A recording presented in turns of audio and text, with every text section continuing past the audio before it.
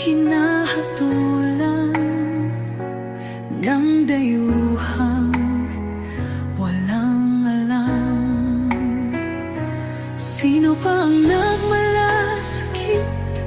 Siya ngayon'y pinapahirap. Pilipinas ay lumuluha, hustisya ang sigaw ng madla.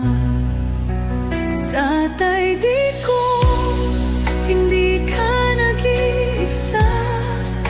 Milyon-milyong puso ang kasama. Ang bayang minahal mo ng tapat, hindi kailanman lilimot sa iyong hirap.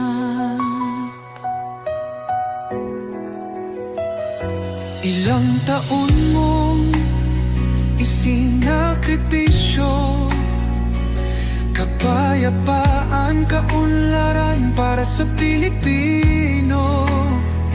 Ngunit ngayon'y dinadala sa dayuhan, parang wala nang saysay ang paglaban.